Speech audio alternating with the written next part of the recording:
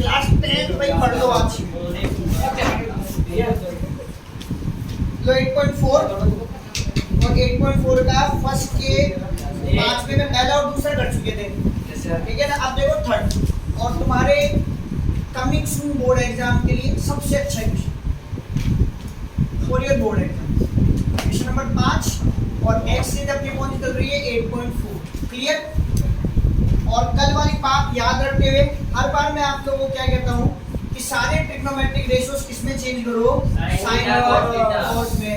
और जहां पर हमें ऐसी जरूरत होती है कि उस सवाल को साइन कॉस में चेंज करने की जरूरत नहीं है, तो इसका मतलब है कि डेफिनेटली वो सवाल क्या हो जाता है, ज्यादा इंपॉर्टेंट हो जाता है। क्लियर। अब जैसे हम इस सवाल की बात करें, साइन कॉस में चेंज करने वाली बात बिल्कुल सही है, मैं अभी भी आपको ये कहूंगा कि साइन कॉस में चेंज करो, लेकिन फिर भी इस पर्टिकुलर क्वेश्चन के लिए मैं ये कह रहा हूँ कि उसको साइन कॉस में मत करना चाहिए। आंसर 100% 1001% आपका निकलेगा, लेकिन कैलकुलेशन रिच होएगी। क्या रिच होएगी? कैलकुलेशन। और अगर आपकी कैलकुलेशन रिच हो जाएगी तो इतना टाइम अपने पास नहीं है। देखो आप एक बोर्ड एग्जाम देने वाले हो और सेक्शन बी का मतलब अपने टाइम स्टेबिलिटी बना के रखो, सेक्शन बी का जो सवाल होते हैं ना वो आपके पास 4 या 5 मिनट मैक्सिमम होता है, उसमें हो जाने चाहिए। और 4 और 5 मिनट के करने के लिए आपके पास एक्यूरेसी होनी चाहिए, आपकी प्रैक्टिस होनी चाहिए, तभी आपकी वो बात बनेगी। बात समझ में आ गई? क्लियर। अब सुनो मेरी बात, यहाँ हम क्या करेंगे, सिर्फ एलएचएस को सॉल्व करेंगे, आरएचएस की जरूरत है नहीं, इसको सॉल्व करके ले आएंगे हम। ठीक है, तो ये देखो आप ध्यान से, ये लिया मैंने एलएचएस, ये है ना मेरा एलएचएस, और ये मुझे आरएचएस लाना है, ये मुझे लाना है, तो इसको कर दो साइड पे। अब यहाँ आ जाओ, व्हाट आई सेड, इसे साइन कॉस में चेंज करने की आपको जरूरत है नहीं है। क्लियर। हेलो हेलो, निकल गए क्या बच्चे?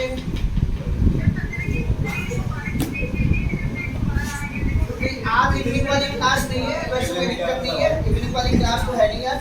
और वो दोनों बच्चों कहते थे आप उनकी 4 बजे क्लास है, नहीं भेज दो, अगर भी आना चाहे तो बायो की क्लास भी 3 से 4।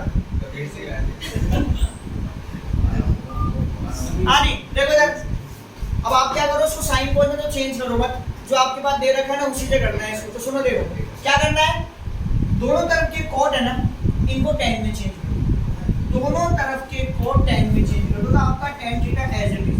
ठीक है ना, काफी कैलकुलेटिव क्वेश्चन है, आराम से करेंगे, ध्यान से समझ लेना बात को। 1 को लिख दो 1/1 और कोड को लिख दो 1/10, कोड को लिख दो 1/10। होप ये बात समझ में आ गई होगी। यहाँ तक किसी को कोई दुख और दर्द, अरे पढ़ ले बेटा, तेरा एग्जाम है कल, मेरा नहीं है, इसलिए बुलाया यहाँ पे, मेरा मेहमान बन के थोड़ा आया कोई। ये रहा कोड थीटा, और कोड थीटा को भी हम चेंज करेंगे तो क्या होगा 1/tan थीटा। क्या होगा 1/tan थीटा। अब आप ध्यान देते हो मेरे लिखने का तरीका, ये मेन प्लस है, ये मेन फ्रैक्शन है और ये मेन फ्रैक्शन है, वो बिल्कुल स्ट्रेट लाइन में चल रहे हैं। ये 1 का 1/1 माइनस tan की जगह आपका tan एज इट इज रहने दो, तो tan की जगह tan और डिवाइडेड बाय 1। नीचे 1/1 ऐसे क्यों कर रहे हैं, एलसीएम लेने के लिए। क्यों कर रहे हैं, एलसीएम। ऊपर का यहाँ तक क्लियर। मैंने सिर्फ एक काम करा है, दोनों कोड को tan में चेंज करा है, और मैंने मेंशन करा है इसी क्वेश्चन के लिए कि आपको साइन कोड में चेंज मत करना। कहने का मतलब ये नहीं कि आपका आंसर नहीं निकलेगा, आंसर निकलेगा, कैलकुलेशन ज्यादा होगी, इसमें कैलकुलेशन कम होगी। डन। ऊपर का tan आपका एज इट इज। क्लियर। ये आपका मेन फ्रैक्शन, नीचे इसको देखो 1 और 10, इसका एलसीएम क्या आएगा 10। आएगा कि नहीं आएगा? अलग अलग है, जब अलग अलग होता है तो क्रॉस मल्टीप्लाई सबसे बढ़िया काम होता है। तो 1 को 10 से करेंगे tan थीटा आएगा, माइनस 1 को 1 से करेंगे 1 आएगा। ये रहा आपका प्लस, आपका ऊपर का 1/10 एज इट इज, ये 1/10 एज इट इज। क्लियर। ये आपका एज इट इज, ये आपका मेन प्लस चल रहा है, ये मेन डिवीजन, ये बिल्कुल इसके सामने आएगा। इधर को 1 और 1, ये क्या है 1 और 1, तो 1/1 और माइनस tan थीटा, तो इसके नीचे 1/1 और अपॉन 1 लगाने का कोई औचित्य ही नहीं रहा, क्योंकि एलसीएम लेने की जरूरत नहीं पड़ेगी, 1 से फर्क पड़ेगा नहीं। तो नीचे वाला आपका 1 - tan एज इट इज लिख दो। क्या लिख दो 1 - tan आप एज इट इज लिख दो। डन। क्लियर। यहाँ तक कोई दिक्कत? अब ध्यान से देखना, ये तो नॉर्मल वैल्यू, लेकिन नीचे क्या है फ्रैक्शन, तो नीचे वाला फ्रैक्शन क्या होगा रेसिप्रोकल, क्या हो जाएगा उल्टा। तो ये tan थीटा आपका u3, मैंने यहाँ लिखा इनटू, ये हो जाएगा उल्टा, तो नीचे वाला tan चला जाएगा ऊपर, और नीचे क्या जाएगा tan थीटा -1। क्लियर। ये एज इट इज अपॉन में ये देन फ्रैक्शन, तो नीचे वाला फ्रैक्शन होएगा उल्टा। उल्टा होएगा तो tan क्या आएगा ऊपर और tan थीटा -1 आएगा नीचे प्लस 1/10 ये फ्रैक्शन में है और नीचे नॉर्मल है, तो जो अपोन वाला tan है ना डिनोमिनेटर वो नीचे वाले के पास आ जाएगा, तो ऊपर का तो 1 u क्यूब, ये tan आएगा नीचे एज इट इज, और फिर इसको आप ब्रैकेट में लिख दो 1 - 10, क्योंकि दो चीजें एक साथ आ गई और बीच में कोई साइन नहीं है तो मल्टीप्लाई इसलिए आपको ब्रैकेट लगाना पड़ेगा। Hope so clear.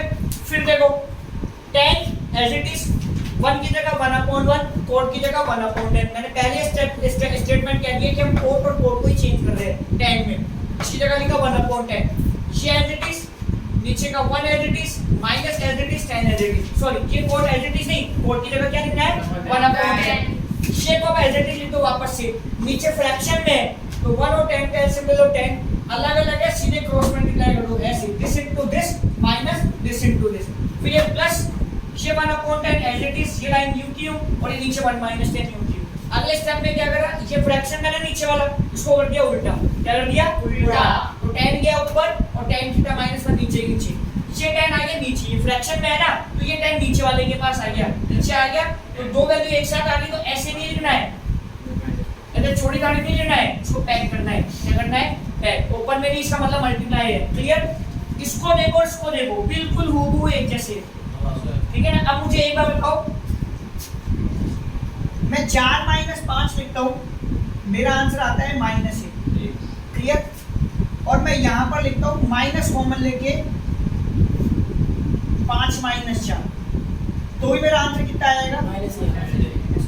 समझ में आ गई। देखो 4 - 5 - 4 कितना आएगा, क्लियर, ये बात तो समझ में आ गई। अब मैं अगर मान लो इसको लिखता हूँ 4 - 5, तो ये एक आएगा क्या -1 आएगा ना, तो उसको बैलेंस करने के लिए मुझे बाहर क्या लगाना पड़ेगा ना, तो यहाँ के लिए बता दूँ आपको बात। अब देखो tan को tan से इंटू करा tan स्क्वायर, ये tan थीटा -1 u क्यूब, ठीक है, ये प्लस u क्यूब, ऊपर का 1 u क्यूब, नीचे का tan थीटा u क्यूब, लेकिन प्यारे बच्चों इस 1 - 10 को मैंने लिखा tan थीटा -1 और माइनस लिया आगे, ये माइनस बोला कि मैं जाऊँ प्लस के पास और उसको क्या बढ़ा देगा, ये बैलेंस ऐसी, ये वाली बात है ये, क्योंकि ध्यान देने को है तो दोनों एक जैसी ना, एक साइन का ही तो अंतर आ रहा है, प्लेस अलग अलग हो रही है, उसको प्लेस को सेम करना है ना, पर ऐसा दिखाने के लिए इसको तो आप इनकी प्लेस वैल्यू चेंज कर दो और माइनस बाहर लगा दो, क्योंकि हमारे पास अगर 4 + 5 होता है ना तो हम बिना सोचे समझे 5 + 4 लिख सकते हैं, क्योंकि प्लस में कभी फर्क नहीं पड़ता है, 4 + 5 जोड़ो तो भी नो आएगा और 5 + 4 जोड़ो तो भी नो आएगा, फर्क पड़ता है a - b में। a - b कभी भी b - a के बराबर नहीं होता, a - b को अगर b - a के बराबर लाना है तो b - a को बाहर निकालो और ब्रैकेट को बंद करके क्या लगाओ माइनस, क्या लगाओ माइनस। होप सो क्लियर, बात समझ में आ गई। यहाँ लो ध्यान से देखो, ये tan थीटा -1 एलसीएम है आपका, अरे है या नहीं है, ये लो, ये tan थीटा -1 देखो, एक तो ये रहा आपका एलसीएम क्योंकि कॉमन आ रहा था, बचा कौन तो ये तो घूम के जाएगा नहीं, तो ये भी एलसीएम का एक पार्ट बनेगा। अब कैसे करो, अब क्रॉस मल्टीप्लाई वाला काम नहीं चलेगा, क्यों, क्योंकि ये देखो ये तो सेम है तो कट जाएगा, बचेगा कौन, ये tan किसे tan स्क्वायर से इनटू होगी, क्या आएगा tan क्यूब थीटा, क्लियर। दोबारा देखो, ये और ये कॉमन था इसलिए एक बार लिखा, ये एक्स्ट्रा में था तो उसको भी उतार लिया, पूरा एलसीएम आ गया, ये और ये कटा, बचा कौन tan, ये tan इस स्क्वायर से इनटू होगी, कितना हो जाएगा tan क्यूब माइनस, ये पूरा होगू है नीचे तो पूरे से पूरा कटेगा, बचेगा क्या 1, क्या बचेगा 1, और 1 एक ऐसा नंबर होता है जिसमें कोई सी भी पावर चलती है ना, कोई सी पावर आंसर 1 ही आता है, तो ये फॉर्मेट बन गया आपका a क्यूब - b क्यूब, क्या बन गया a क्यूब, ऊपर की तरफ आपका फॉर्मेट बन गया a क्यूब - b क्यूब, जिसको हम क्या लिख देते हैं a क्यूब - b क्यूब को a - b तो a स्क्वायर प्लस ab और प्लस का b स्क्वायर, तो यहाँ देखो ये a है tan थीटा और b को हो जाएगा 1, ये आइडेंटिटी है a क्यूब - b क्यूब, क्या लिखते हैं उसको, पहले ब्रैकेट में a - b, बाद में a square plus ab plus b square, तो ये लो आपका ऊपर वाला पहला ब्रैकेट a - b, a कौन है tan, b कौन है 1, तो पहले लिखो आप a - b, अगले में लिखो आप a स्क्वायर मतलब tan स्क्वायर थीटा, फिर लिखो ab, a है आपका tan थीटा और b आपका कितना है 1 और प्लस b स्क्वायर मतलब 1 का स्क्वायर, ये क्लियर। नीचे आ जाओ, नीचे आपके पास है tan थीटा और नीचे आपके पास है tan थीटा माइनस 1, ये गया। ऊपर आपके पास बचा आप tan square theta plus tan into 1 करने पर कितना जाएगा tan थीटा और प्लस 1 का स्क्वायर 1 और नीचे आपके पास क्या बचा tan थीटा, क्या बचा tan थीटा। क्लियर? लेकिन हमारा तो आंसर ये आना चाहिए, आया कुछ और है। अब ध्यान दे, देखो कल वाला जो अपना क्लास थी, कल वाले वीडियो में मैंने आप लोगों को बताया था कि 1 प्लस tan स्क्वायर थीटा, इन दोनों टर्म को साथ में लिखो, 1 plus tan square theta plus ये tan थीटा लिखो आप लास्ट में और अपॉन में ये tan थीटा। अगर तुम्हारे मन में ऐसी गुदगुदी चल रही हो, इसको इससे काट दो, इसको इससे काट दो, अभी वो गुदगुदी शांत कर देना, वो नहीं होएगा क्योंकि कॉमन आने पर घटेगा। क्या आएगा? तो कॉमन इन दोनों में तो है, इसमें नहीं है, इसलिए हमने tan के साथ में भी कोई एक्सपेरिमेंट नहीं करा क्योंकि तुम्हारे मन में आ रहा था इसको देख के उड़ा दो, फिर वन का क्या करेंगे। अगर तीनों में tan होता ना तो हम tan खत्म कर सकते थे, तीनों में नहीं है इसलिए नहीं कर सकते खत्म। अब इस आइडेंटिटी को देखो कल वाले चार्ट में मैंने बताया था 1 प्लस tan स्क्वायर थीटा होता है sec स्क्वायर थीटा। क्या होता है? ये पूरी की पूरी टर्म किसको रिप्रेजेंट करेगी? sec स्क्वायर थीटा को प्लस का tan थीटा और डिवाइडेड बाय tan थीटा। अभी भी हमारा पूरा नहीं हुआ सवाल, अभी हम यहाँ नहीं पहुंचे। अब आप क्या करो, ये आपके पास जो फॉर्मेट आ गया ना, इसको कन्वर्ट करो एलसीएम फॉर्म में। किसमें कन्वर्ट करो? एलसीएम फॉर्म में। कैसे होगा? This divided by this plus this divided by this, मतलब this upon this plus this upon this, this is called LCM form. ये आपके पास एलसीएम लेने के बाद था वो, और ये फिर बाद में आप एलसीएम में कन्वर्ट करोगे तो ऐसे अलग अलग कर देना। अब यहाँ देखो, ये तो क्लियर काम हो गया, एक बार कर दिया, रह गया कौन? ये। अब इनको करो साइन कन्वर्जन, अब चेंज करो, तब आपका याद रहेगा। सेक का मतलब होता है 1 अपॉन cos थीटा, स्क्वायर लग रहा है तो लगा दो स्क्वायर, क्योंकि 1 का स्क्वायर तो 1 ही होगा।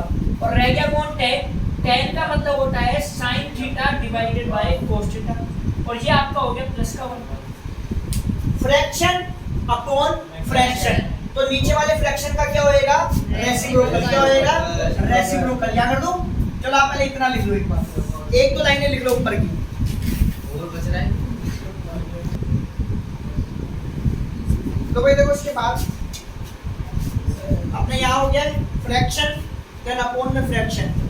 तो ऊपर वाला फ्रैक्शन तो यूं क्यों लिख दो, 1 upon cos square theta into नीचे वाले फ्रैक्शन को कर दो रेसिप्रोकल, तो sin अपॉन cos है तो cos चला जाएगा ऊपर और sin आ जाएगा नीचे, और प्लस का 1 एज इट इज। ये पावर 2 है, पावर 2 का मतलब है cos 2 बार है, cos इनटू cos, तो ये पावर काट दो और ये पूरा cos काट दो, या तो पावर 2 को खोल दो, cos इनटू cos लिख दो भाई। cos स्क्वायर थीटा का मतलब है आप स्क्वायर से लिख दो cos थीटा और cos थीटा, ये कट जाएगा ना, तो इसके या तो बेहतर एक पावर काट दो और ऊपर से cos पूरा काट दो। क्लियर? अब आप ध्यान देते हो बच्चा 1 अपॉन cos, ये कटा एक बार। 1 अपॉन cos का मतलब होता है sec थीटा, अरे होता है नहीं होता, sec का रेसिप्रोकल होता है, और 1 अपॉन sin क्या होता है? cosec का रेसिप्रोकल, तो ये हो जाएगा आपका cosec थीटा, और बचा कौन? +1, और यही आपका RHS है। आ गया? So therefore LHS equal to RHS और हेंस प्रूफ। चलो लिख लो फटाफट से।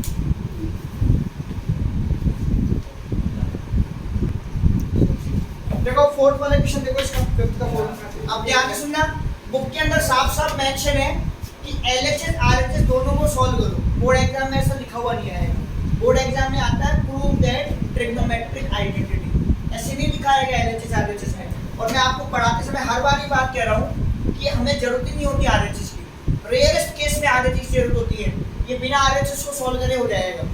मैं दोनों तरीके बता देता हूँ, बिना RHS को लिए भी और RHS को लिए भी, फिर आपको जो सही लगे वो कर लेना। तो पहला मेथड देखो, सिर्फ LHS को लेंगे हम, इसको लेंगे LHS और ये लेके आएंगे। तो साइन कोड में चेंज करो, जो आपका नियम नंबर 1 है, रूल नंबर 1। तो 1 की जगह तो क्या लिखो? 1 अपॉन, क्या लिखो? sec की जगह लिखो 1 अपॉन cos। क्लियर?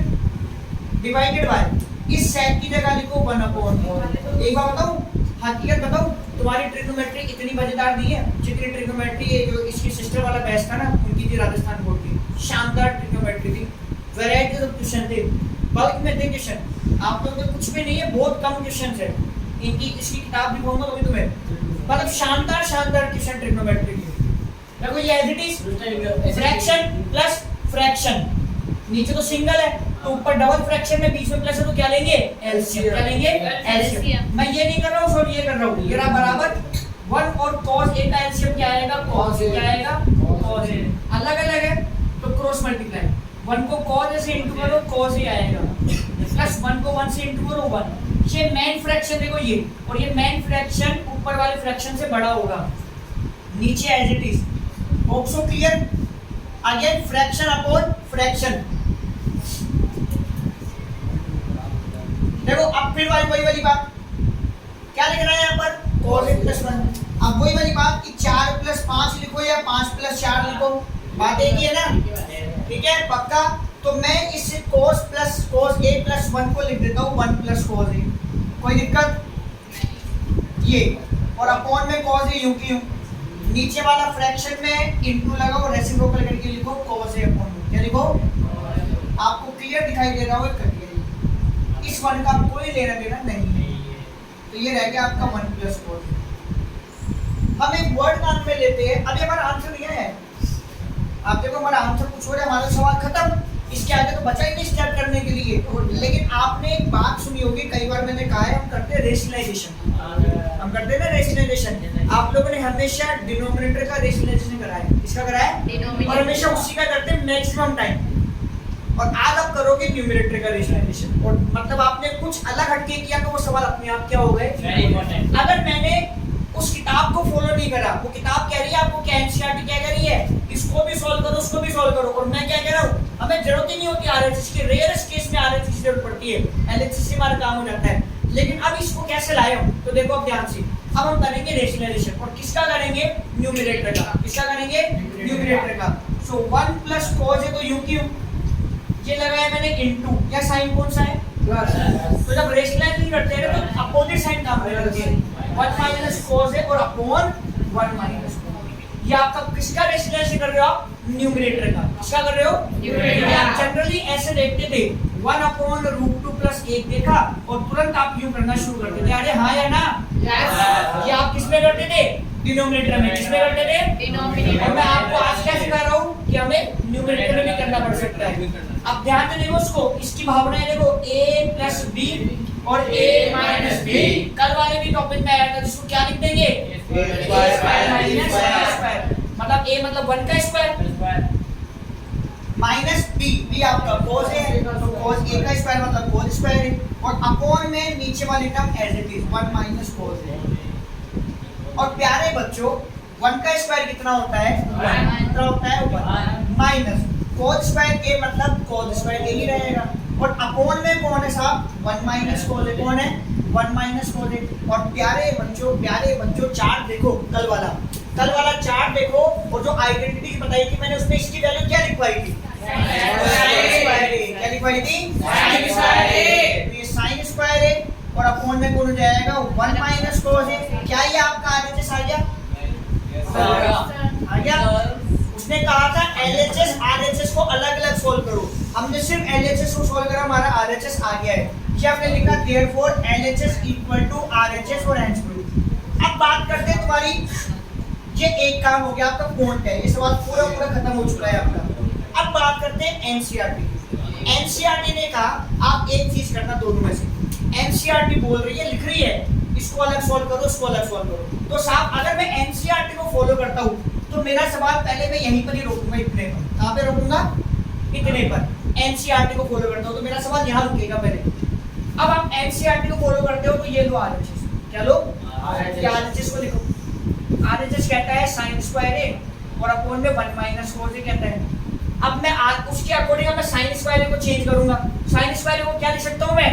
कल चार्ट में लिखवाया था 1 माइनस cos स्क्वायर। क्या लिखवाया था? नीचे 1 minus cos as it is. इसको महसूस करो, a square minus b square है, 1 का स्क्वायर होता है ना, तो उसको आप क्या लिखोगे? a प्लस b और a माइनस b, और नीचे वाला आपका क्या है? 1 माइनस cos है या नहीं है? ये हो गया, ये बचा, और ये आगे बराबर लिखते ना एलएचएस बराबर आरएचएस है। अगर आप एनसीईआरटी कहती वो कर रहे हो एलएचएस आरएचएस, तो यहाँ तक करो फिर ये कॉपी करो, और अगर आपको वो नहीं करना है तो यहाँ से शुरू हो जाओ और यहाँ पे जाके रुक जाओ। दोनों चीजें आपके सामने, जो आपको समझ में आए वो लिख लो साहब। हाँ जी, नेक्स्ट पेज। प्यारे बच्चों फिफ्थ क्वेश्चन फिफ्थ पार्ट मैंने एलएचएस को लिख दिया है। आरएचएस बुक में देख लो cosec a plus cot a लाना है आरएचएस। आप बुक में देख लेना, आपको आरएचएस में लाना है cosec a plus cot a को मैंने लिखा नहीं है, ठीक है ना। पहले दिन से हर बार पहले टॉपिक क्या बोलता हूँ, साइन कोस में चेंज करो, साइन कोस में कन्वर्ट है, साइन कोस में पहले से तो चेंज नहीं कर सकते हो। दूसरी बात, इसके करने के दो तरीके हैं। तरीका नंबर एक रेशनलाइजेशन, तरीका नंबर क्या है, एक रेशनलाइजेशन, वो भी अच्छा तरीका है। तरीका नंबर दो वो ट्रिक पर बेस्ड है, इस पर बेस्ड है ट्रिक पर, ठीक है ना। और ट्रिक की बात आ गई तो उसका मतलब है सवाल हो गया इंपॉर्टेंट। तो आप पहले ट्रिक वाला तरीका समझ लो। आप कहोगे तो दोनों तरीके बताऊंगा आपको, नहीं तो एक तरीका बता दो, ठीक है ना। इजी है वो तरीका जो बता रहा हूँ आपको ना। देखो ट्रिक से होगा, और बहुत ध्यान से सुनना पहले मेरी बातें। इकलौता एक सवाल करने से तुम झंडे नहीं काट लोगे। इन सवाल में जब आपके पास साइन कोस में सवाल आए और जिनको चेंज नहीं करना हो, ऊपर जो न्यूमरेटर वाली टर्म होती है ना, उसमें आपको वो ट्रिग्नोमेट्रिक रेशियो देखना होता है जो नेगेटिव होता है। इसमें ऊपर नेगेटिव में कौन है, कौन है, साइन ए। तो न्यूमरेटर को और डिनोमिनेटर को आप साइन ए से डिवाइड करेंगे। आई रिपीट, ऐसे सवाल जिसमें आपको ऊपर वाला जो न्यूमरेटर वाला पार्ट होता है उसमें आपको देखना होता है कि वो कौन सा ट्रिग्नोमेट्रिक रेशियो है जो नेगेटिव है, नेगेटिव मतलब नकारात्मक है। उसी ट्रिग्नोमेट्रिक रेशियो से आप न्यूमरेटर और डिनोमिनेटर को क्या करेंगे, डिवाइड करेंगे। तो मैं न्यूमरेटर की सारी टर्म और डिनोमिनेटर की सारी टर्म को साइन ए से डिवाइड करूंगा। किससे करूंगा, क्यों करा, मैंने कहा है कि वही ट्रिग्नोमेट्रिक रेशियो जो नेगेटिव हो, तो सबको साइन ए से डिवाइड करो। ये cos a है, इसके नीचे लगाओ आप साइन ए, माइनस साइन ए है, इसके नीचे लगाओ आप साइन ए, प्लस 1 के नीचे लगाओ आप साइन ए। क्लियर। फिर ये मैन डिवाइड की लाइन, और ये मैन रेशियो है थोड़ा सा बड़ा, आपको अपने आप अलग दिख जाएगा। cos a के साथ भी वही करो, साइन ए लगाओ नीचे, प्लस साइन ए की जगह साइन ए और नीचे लगा दो साइन ए, माइनस 1 अपॉन साइन, मतलब सारी टर्म को मैंने साइन से डिवाइड कर दिया। ये स्पष्ट दिख रहा है कि कटेगा ही ऊपर, और इधर से ये गया। cos अपॉन साइन को हम लिखते हैं cos a, माइनस का 1, और 1 अपॉन साइन ए मेरा होता है cosec a। क्या होता है, cosec a। Clear. cos upon sine मेरा कितना हो जाता है, cos a, प्लस ये 1 माइनस ये आपका हो जाएगा cosec a। एनसीईआरटी में दो सवाल है, एक ये वाला सवाल है, एक एग्जांपल नंबर 15 है। ये क्या है, एग्जांपल नंबर 15, वो हूबहू है। अंतर इतना सा है, एग्जांपल 15 ऐसा बना हुआ है, ये स्टेप करे हुए उसमें, ये बना हुआ है। रेशियो कोड की जगह tan, cosec की जगह sec है, हूबहू वो बिल्कुल हूबहू। Clear, done. इस कोड को cosec को लिखो साथ में आप,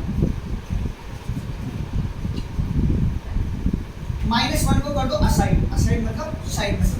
नीचे वाले को कुछ भी नहीं करना, वो जैसे चल रहा है उसको वैसे लिखते जाओ, मतलब उसको वैसे वैसे मान देते जाओ, उससे आपने कुछ करना ही नहीं है। सारा कार्यक्रम जो करना है वो न्यूमरेटर को करना है। मैंने कल आपको जब आइडेंटिटी बताई थी, मैंने आपको 1 के बताए थे 3 फॉर्मूला। पहला फॉर्मूला मैंने बताया था sin square plus cos square theta बराबर 1। जब मैंने कहा था 99.99% यही फॉर्मूला काम में आता है। फिर मैंने एक फॉर्मूला बनाया था sec square theta minus tan square theta बराबर 1। एक बनाया था मैंने cosec square theta minus cot square theta बराबर 1। मैंने कहा था जब इन दो की जरूरत पड़ती है ना तो वो रेयरेस्ट केस होते हैं, तो वो सवाल इंपॉर्टेंट हो जाते हैं। तो ये सवाल वही है। देखो यहाँ पर, यहाँ 1 की जरूरत है, या 1 को हटाना है, और 1 को हटाने के लिए लगानी पड़ेगी इसकी आइडेंटिटी। ये cot a u की u, ये प्यारे बच्चों cosec a u की u, ये माइनस एज इट इज। लेकिन इस 1 की जगह हम लिखेंगे कौन सी आइडेंटिटी, जिसमें cosec और cot वो है cosec square minus cot square. Clear है ना, कल लिखवाई थी ना आइडेंटिटी, ये वही वाली आइडेंटिटी हो गई। और नीचे आपका जो डिनोमिनेटर है वो एज इट इज लिख दो आप। इसे देखकर कौन सी आइडेंटिटी क्लिक हो रही है, a स्क्वायर माइनस क्या लिखेंगे इसको, अरे a square minus b square है तो इसको क्या लिखेंगे, a प्लस b और a माइनस b। तो पहला ब्रैकेट एज इट इज आपका cot a plus cosec a u cube minus, इधर आओ ध्यान से, अब इसको आप लिख दो a प्लस b और a माइनस b, मतलब cosec a plus cot a, ये तो हो गया a प्लस b। और अगले ब्रैकेट में क्या हो जाएगा, cosec a minus cot a, clear, और डिवाइडेड बाय ये एज, ठीक है, और वो क्या लिखा हुआ आपके पास cot a प्लस 1 माइनस का cosec, क्लियर। अब उसको बाद में बताऊंगा आगे वाला स्टेप, पहले उससे पहले बेसिक बात बता रहा हूँ, वो इससे जुड़ी हुई है, इससे जुड़ी हुई बात है। एक मैंने लिखा देखो यहाँ पर x, फिर मैंने लिखा माइनस x1, मुझे फैक्टराइज करना है, मुझे क्या करना है, तो यहाँ देखो काम की बातें चल रही है, इधर उधर मूव मत करे भाई, सिंसियरली पढ़ ले, ठीक है ना, क्लियर।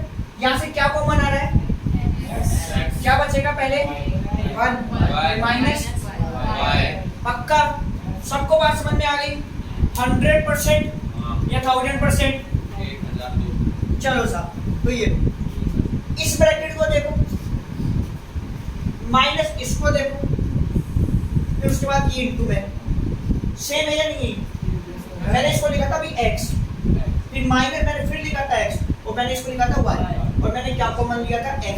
तो ध्यान से देखो ये पूरा का पूरा ब्रैकेट कॉमन, फिर तुम्हारे मन में आ रहा होगा बीच में माइनस, तुमने तो डायपर टाइप के सभी सीख लिया था, दिस माइनस दिस, इनटू में भी है तो ऐसे माइनस नहीं कर सकते, डायपर छोड़ चुके तुम पहन रहे हो, तो cot a प्लस cosec, ये तो लिया कॉमन, क्लियर। ये वही x माइनस xy, x ले लिया कॉमन, तो इसको हटा दिया, पूरा क्या बचेगा 1 माइनस, ये तो हट गया पूर्णतः, ये बचेगा, और माइनस लग रहा है तो उसको आपको ब्रैकेट में ही लिखना पड़ेगा, और अपॉन नीचे वाली term as it is, cot a plus 1 minus cosec a। अब ये पहला ब्रैकेट तो आपका as it is cot a plus cosec a, इसको खोल दो, 1 माइनस, खोलो उसको, तो जैसे अंदर जाएगा ब्रैकेट ओपन करके माइनस इंटू माइनस प्लस, और ये cot a, और नीचे वाली टर्म आपकी एज इट इज क्या लिखी हुई है वो cot a plus 1 minus cosec a।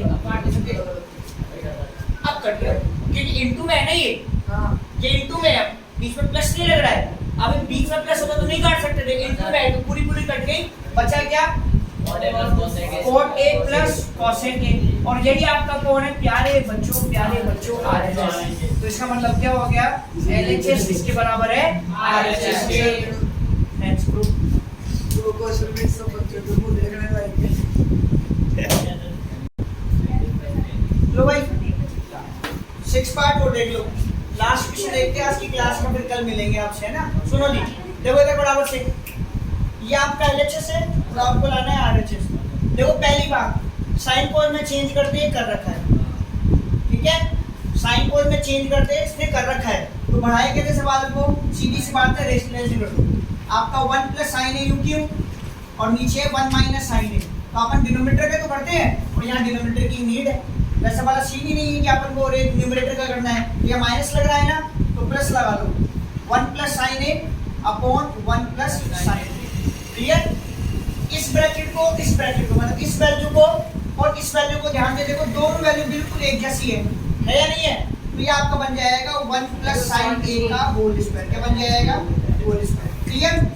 अब नीचे वाली अपीयरेंस देखो क्या आ रही है, a माइनस बी और a प्लस बी की भावना है, जिसको हम क्या लिख देंगे, a square minus b square. ऊपर वाला आपका एज इट इज रहने दो, 1 प्लस साइन a का होल स्क्वायर, और प्यारे बच्चों नीचे बन गया 1 माइनस साइन स्क्वायर, क्या बन गया नीचे, और ये किसके बराबर होता है, cos स्क्वायर a के, किसके बराबर होता है, cos स्क्वायर a के, ठीक है ना। अब बताओ आप, मैंने पहले स्टेप से मेरे दिमाग में क्या चल रहा था, मेरे दिमाग में चल रहा था अंडर रूट को देख देख, रेशनलाइजेशन नहीं था मेरे दिमाग में, हटा दो। जब कभी भी आप अंडर रूट के सवाल देखो तो इस अंडर रूट के सवाल का तोड़ होता है इसका होल स्क्वायर, इसका जैसे लोहे को लोहा काटता है ना, वैसे अंडर रूट का तोड़ होता है उसका स्क्वायर। मेरे दिमाग में इसका रेशनलाइजेशन नहीं था, मेरे दिमाग में था अंडर रूट के बाहर निकलना, और अंडर रूट के बाहर निकलने का मतलब है रेशनल, इसका होल स्क्वायर, क्या बने, होल स्क्वायर। वो भी कैसे पता पड़ा, बाजू वाले RHS को देख के, जो बिना अंडर रूट के, सवाल अंडर रूट में, उसका आंसर बिना अंडर रूट का, तो उसका मतलब है कि हमें अंडर रूट के बाहर निकलना पड़ेगा, और बाहर निकलना है तो मुझे क्या बनाना पड़ेगा, होल स्क्वायर। अकेला ये सवाल नहीं है, सेंटर में ढेरों सवाल होते हैं जिसके आंसर बिना अंडर रूट के होते हैं, तो ट्रिक होती है परफेक्ट होल स्क्वायर बनाओ, क्या बनाओ, परफेक्ट होल स्क्वायर। तो ये देखो यहाँ पर ध्यान से, ये बन गया होल स्क्वायर, ये बन गया होल स्क्वायर, ये दोनों स्क्वायर अंडर रूट को कर देंगे फ्री, और फ्री करके क्या ले जाएंगे, 1 प्लस साइन ए और डिवाइडेड बाय में क्या जाएगा cos a, लेकिन ये अपने आंसर से मैच नहीं हो रहा है, इसलिए क्या करो cos a को दोनों टर्म के नीचे अलग अलग करके एलसीएम फॉर्म में बना दो ऐसे, 1 के नीचे दे दो और प्यारे बच्चों किसके नीचे दे दो, sin के नीचे। तो 1 अपॉन cos a का मतलब तो होता है sin a और sin अपॉन cos आपका होता है tan a, और प्यारे बच्चों ये आपका क्या आ गया RHS। तो therefore LHS equal to RHS और HSM। क्लियर? बहुत है आज के लिए, डन।